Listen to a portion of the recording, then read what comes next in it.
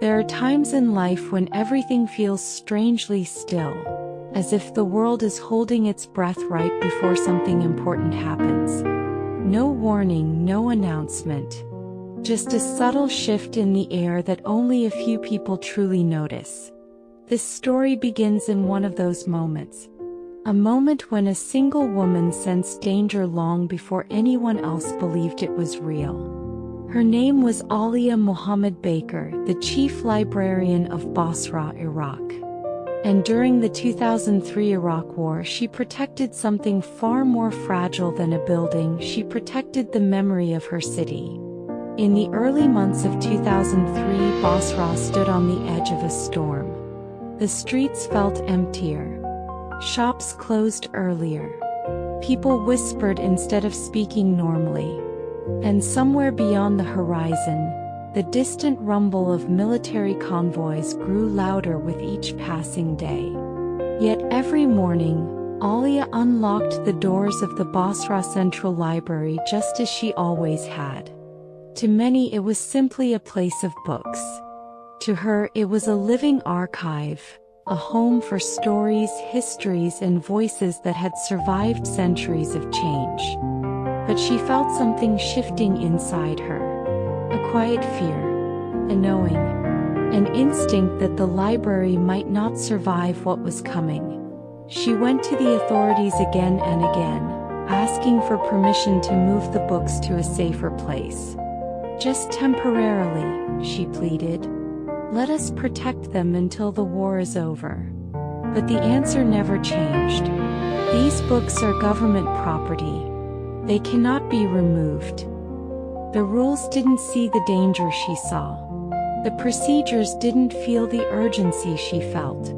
And while the officials dismissed her concerns, the sound of explosions crept closer. One night, after another distant blast shook the windows, Alia made a decision. A quiet, steady decision that would change everything. If she could not get permission to save the books, she would save them anyway. So after locking the doors, she stayed behind. The library was dim, lit only by a small lamp on her desk. Dust floated in the still air as if even the building itself was holding its breath with her. And then she began. One book at a time. One history at a time. Carrying each armful through the back door, across the courtyard, and over the wall into the hands of safety.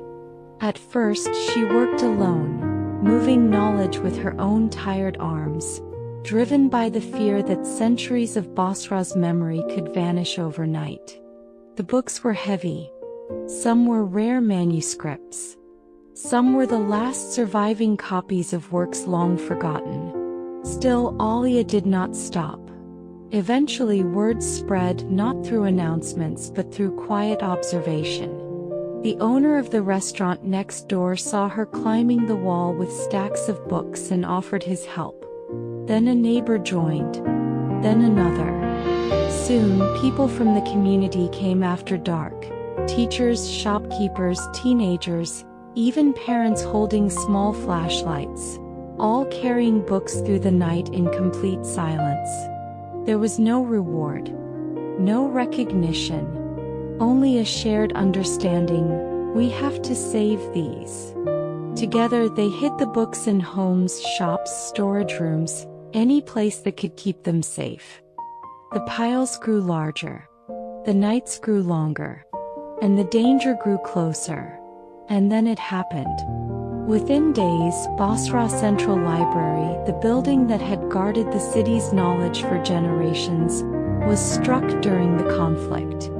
Fire consumed the walls. Shelves collapsed.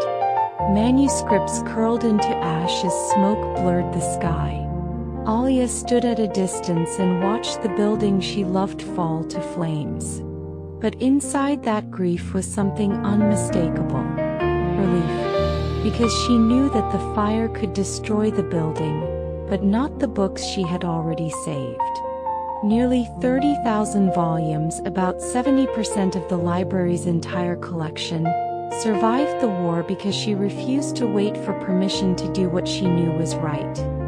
For months, The rescued books stayed hidden in the corners of Basra, living rooms, storerooms, even the back of the restaurant whose owner had helped her.